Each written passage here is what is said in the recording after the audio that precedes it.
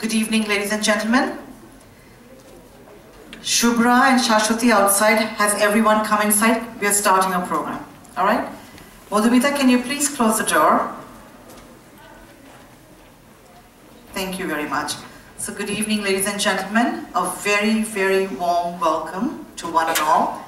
We've gathered here together today, which I'm sure promises to be a memorable evening.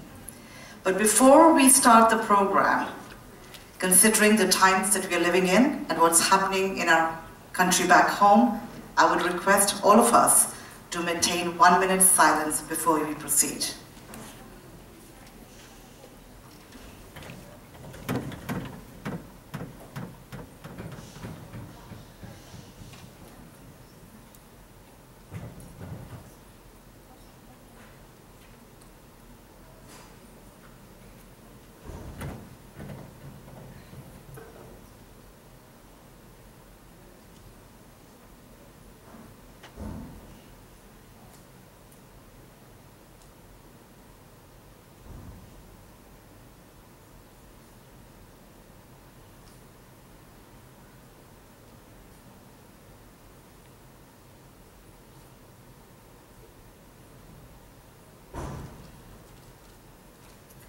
Thank you.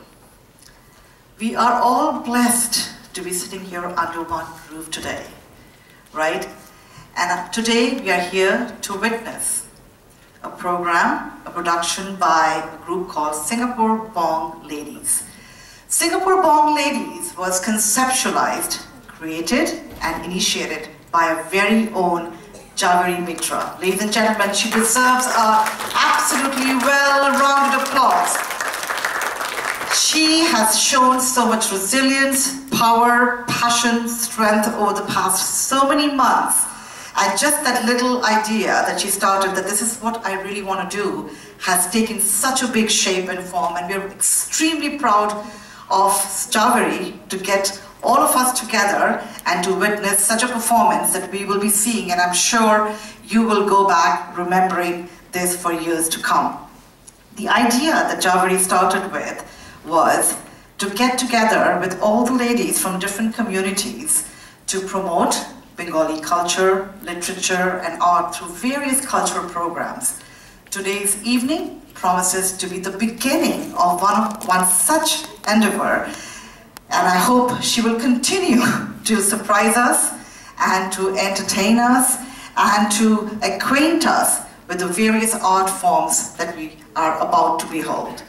So thank you, Jhaveri, not once, over and over again. Again, she deserves another big round of applause to her. So before we start this beautiful evening and auspicious evening, I'd like to invite Dr. Shomo Mitra. Manan Bhai is here to kickstart this evening by lighting the diya.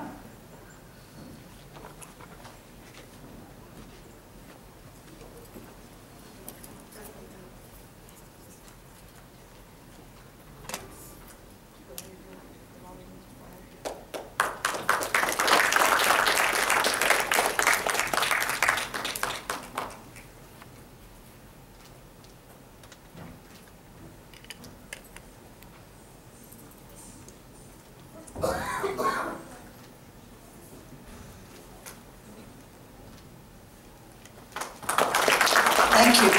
Shomo, please say a few words. Your experience with Jhaveri's team, Singapore Bong Ladies, not mine experience. Shubho Shandha, it's wonderful to have everyone here, and as we know, as Bengalis, we love participating in different cultural forms where we express ourselves. And thank you, Jhaveri, for starting a new initiative where we have our other very talented community participating in events like these. Today, I know we are in a very somber situation with what's happening, and today is a depiction of what has been happening, and our heartfelt thoughts and prayers go to the family. So thank you, Jhaveri, for doing this. Thank you so much. As we begin today's evening, I'd like to welcome Ms. Priyanka Chetan, who's here to perform on a Ganesh Vandana. Priyanka Chetan is a Bharatanatyam dancer, a committed choreographer and teacher. She's undergone 15 years of training in Bharatanatyam under the discipleship of Guru Nritya Bhushan Shri Vikrant Vaikos. Priyanka was felicitated by Nritya Sadhak Award during the Guru Shishya Parampara Mahotsav. Priyanka has an LLM degree and has practiced in District Court and High Court on criminal laws. Currently, she is a dance coach at Joyful Dancers Productions, Singapore. So please give it up for Priyanka Chetan.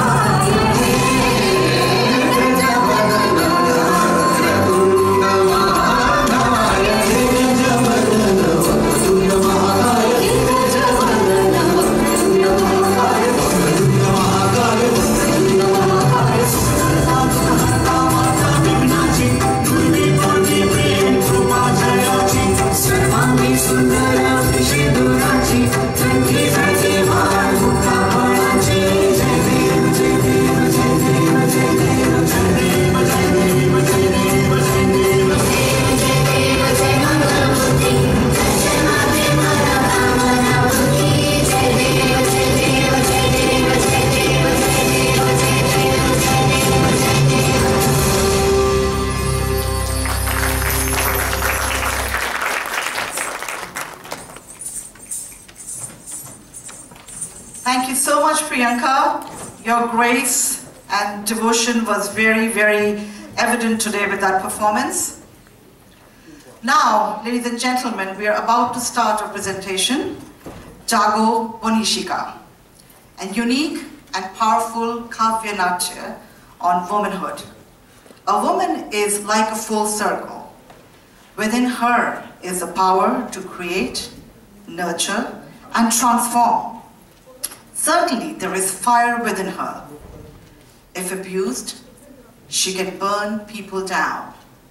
But if loved rightfully, she will ignite positivity and warmth and illuminate people's entire life. A few months ago, in one of the events, I think I also said about the word woman. The word woman itself is so powerful that it can carry a man within itself. So on that note, today we will start Jago Bonishika.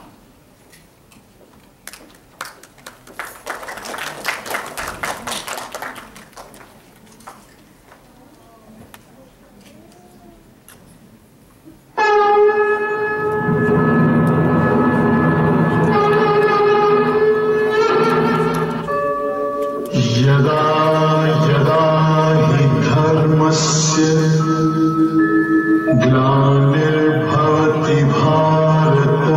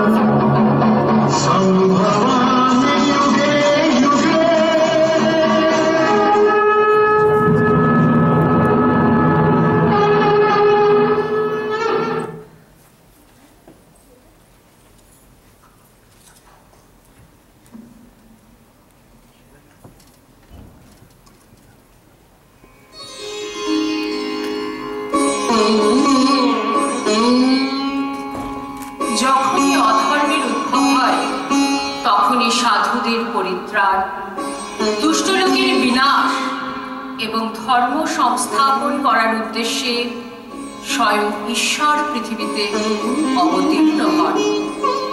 কিন্তু ইতিহাসের পাতায় পাতায় দেখি যুগ যুগান্ত ধরে ঘরে বাইরে নারী একের পর এক সামাজিক, মানসিক ও শারীরিক লাঞ্ছনার শিকার। আর আজ একবিংশ শতাব্দীর বুকে দাঁড়িয়েও সেই অবমাননা কমেনি এতটুকু।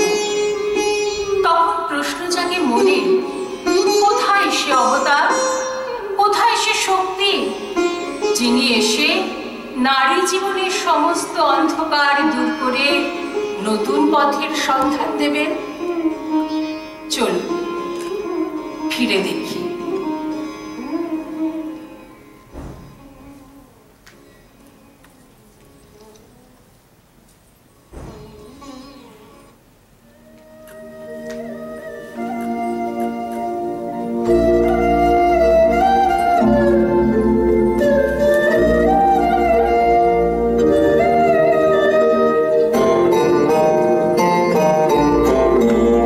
আমি তোমারি মাটির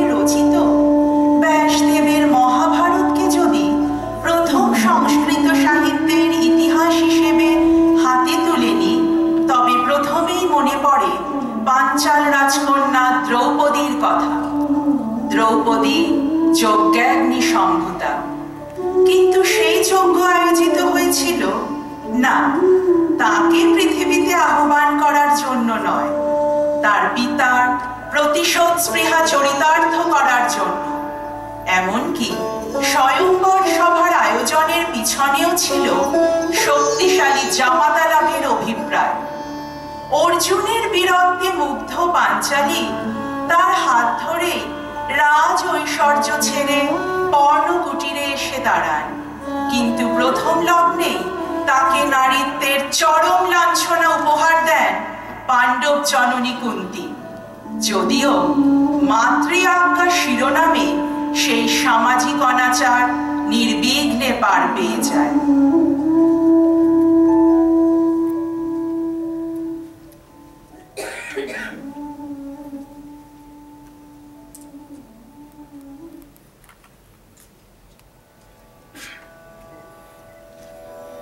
সেদিন কিন্তু কেউ জানতে চায়নি কি চেয়েছিলেন পাঞ্চালী নিজে, পঞ্চস্বামী না শুধুই ফাল্গুনী। কায় মনোবাক্যে তিনি চেয়েছিলেন শুধু ফাল্গুনীকে, কিন্তু তার সামনে দিয়েই তার প্রেমাস্পদ কি অনায়াসে বিচরণ করেছেন এক নারী থেকে অন্য নারীতে। আর শুধু অর্জুনই কেন, তাকে পাশে রেখে পঞ্চপাণ্ডবের প্রতি পাণ্ডবী তো খুঁজে নিয়েছেন তাদের ভালোবাসার অন্য নারীকে। এরপর আসে পাশা খেলার চরম মুহূর্ত।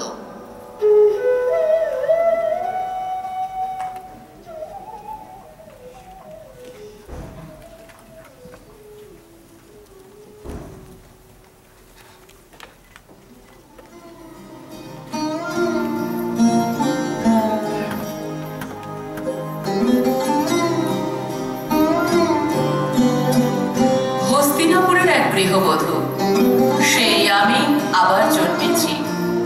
ভারতবর্ষের দিকে যে মেয়েটি এই প্রশ্ন ছুড়ে দিয়েছিল, স্ত্রীকে পণ রাখবার অধিকার কে দিল স্বামীকে, তার মতো প্রতিবাদী হাজার বছর ধরে কখনো দেখেছ? সেই দিন নেশাগ্রস্ত রাজা যুধিষ্ঠির ভারত কাঁপানো সেই কুপ্রস্তাব পেশ করলেন।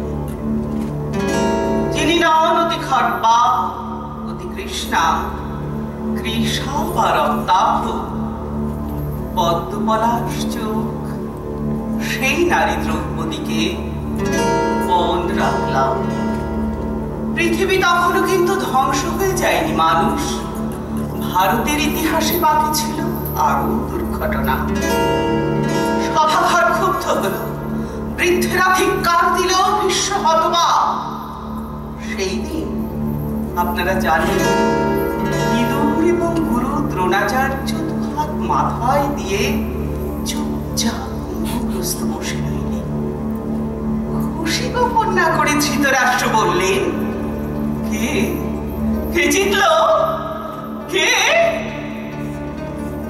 পিন পতনের শব্দ শোনা যায়, সভাঘর এমন নীরব।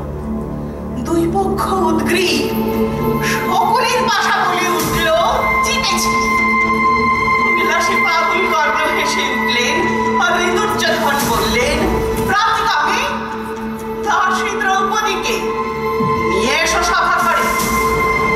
আমার প্রথম স্বামী অধম, দ্বিতীয়ের অবরুদ্ধ ক্রোধ শান্ত করেন তৃতীয়। ফাল্গুন, তুমিও এত ক্লেব ছিলে? আমি প্রশ্ন পাঠালাম, প্রাতিকামে জেনে এসো প্রাজ্ঞদের থেকে, নিজেকে না দ্রৌপদীকে? ধর্মরাজ কোন বাজি আগে হেরেছেন? পরিবর্তে ধর্মরাজ বলে পাঠালেন, রজস্বলাই কুবস্ত্রা, কাঁদতে কাঁদতে তুমি শ্বশুরের সামনে এসে দাঁড়াও। দুঃশাসন চুল টানতে টানতে প্রকাশ্য সভায় দাঁড় করালেন এক অসুচম্পর্ষা মহিষীকে।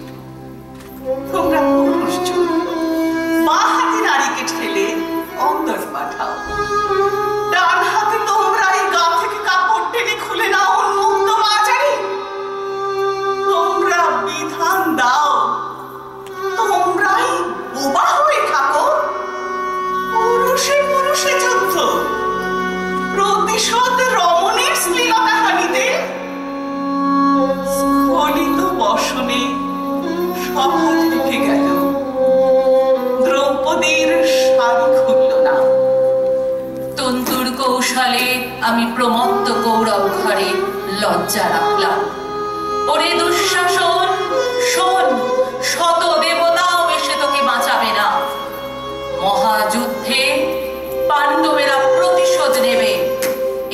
দারুণ লজ্জা।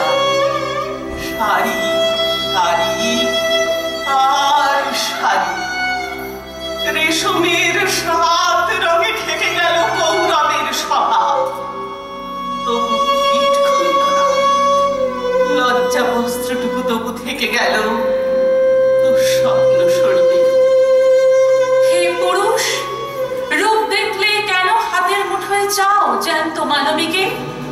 না পেলে তারই শাড়ি টেনে ধরে অশ্লীল হাসিতে তার মুখ কালো করে দিতে চাও?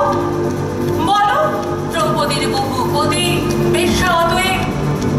আমি যদি বেশ্যা হই, তুমিও পুরুষ বেশ্যা। কর্ণ মহামতি, তোমারও শয্যায় আসে বহু পত্নী, বিবিধ স্ত্রীলোক। তুমি যে নিয়মে চলো, সে নিয়মে অধিকার আমারও থাকুক। তোমরা যে গ্রন্থ লেখো, সেই গ্রন্থ আমরাও উল্টে দিতে পারি। শোনো কর্ণ, শোনো সভাজন, তোমাদের 6 বিধিনিষেধের দিকে একটি বঙ্কিম প্রশ্ন। আমার কোনো যুধিষ্ঠির ভীমার্জুন নেই, আমার কোনো পুরুষ নেই, দ্বৈত নেই, বন্ধু নেই, পিতা বা ভ্রাতা নেই, আমার কোনো সমাজ নেই, পায়ের মাটি নেই। মধুসূদন, তুমিও নেই, তুমিও পাশে ছিলে না সেই দিন। আমাকে যারা শোণিতময় দেখেও হেসেছিল, আমাকে যারা কুলুষ হাতে স্পর্শ করেছিল, এখনো তারা পৃথিবী জুড়ে দাপটে বেঁচে আছে। এবং আমার স্বামীরা আজ সন্ধি চাইছে। ঠিক আমার বেঁচে থাকার দুঃখ ইতিহাসে।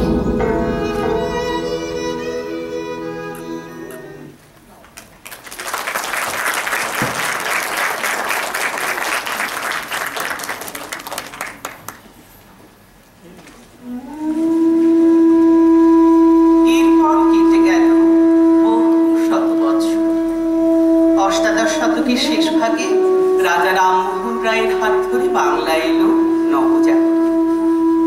কুসংস্কারের বদলে যুক্তিবাদ, অন্ধবিশ্বাসের বদলে বিজ্ঞান মনস্কতা, সমাজ সংস্কার শিক্ষা দীক্ষায় যে আমূল পরিবর্তন এলো, নিঃসন্দেহে তার পুরোভাগে দেখি ঠাকুরবাড়িকে। কথাই বলে চ্যারিটি বিগিনস অ্যাট হোম, কিন্তু সত্যি সত্যি কতটা প্রগতিশীলতার ঢেউ আছড়ে পড়েছিল তাদের মনে। তবে নিজের বাড়ির অন্দরমহলে এক নারী যে মানসিক যন্ত্রণা, একাকিত্ব ও অবমাননার শিকার হয়ে পায়ে পায়ে এগিয়ে চলেছিলেন মৃত্যুর দিকে, সেই খবর কি আদৌ পৌঁছেছিল সমাজ সংস্কারকদের কানে? হ্যাঁ, কাদম্বরী দেবীর কথাই বলছি।